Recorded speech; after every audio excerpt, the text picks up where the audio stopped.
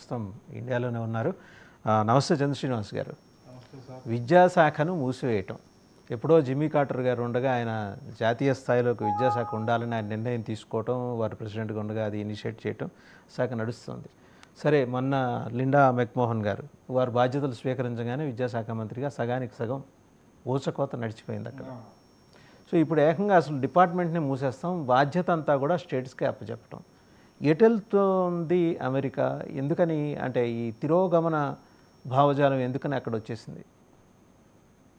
ఇది యాక్చువల్గా ఇప్పుడు ఒక అమెరికన్ సిటిజన్గా ఇప్పుడు ప్రపంచవ్యాప్తంగా ఉన్న అమెరికా అంటే ఉన్నటువంటి క్రేజ్ దీంట్లో మనం చూసినట్లయితే ఇది కైండ్ ఆఫ్ అన్యాక్సెప్టబుల్ అండి.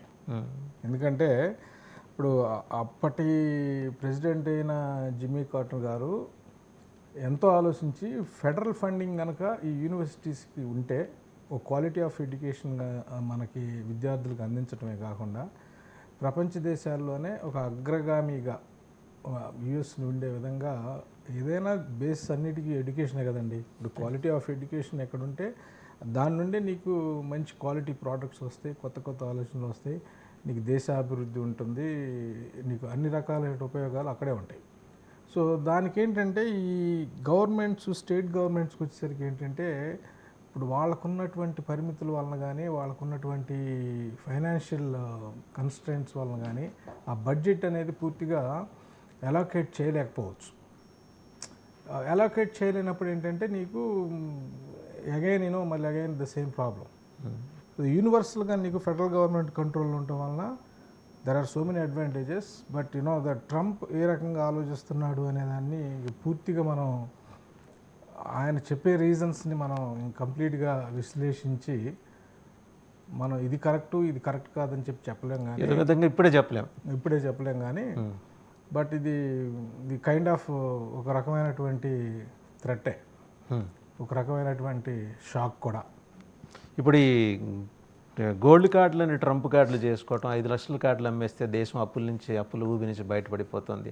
ఏంటో చందమామ కథలా లేదండి ఎజంప్షన్స్ ఇవన్నీ చూస్తుంటే? అంటే ఒక అమెరికా లాంటి అగ్రరాజ్య అధ్యక్షుడు ప్రతి పావు గంటకో అరగంటకో ఒక ట్వీట్ పెట్టడం, న్యాయ వ్యవస్థ మీద విరుచుకుపడిపోవటం. Basically Trump is different than the other presidents అండి. అంటే మోర్ దాన్ నీకు పొలిటికల్ ప్రెసిడెన్షియల్ క్యాండిడేట్ కన్నా ట్రంప్ని ఒక బిజినెస్ మ్యాన్గా మనం అనుకుంటే బాగుంటుంది. కాబట్టి తన ఆలోచనలన్నీ కూడా నీకు ఆ బిజినెస్ పాయింట్ ఆఫ్ వ్యూలోనే ఉంటాయి. ఇప్పుడు మనకి ఇన్ని ట్రిలియన్స్ ఆఫ్ డాలర్స్ అప్పు ఉంది, దాన్ని తీర్చాలంటే ఎలా అంటే ఇట్లాంటి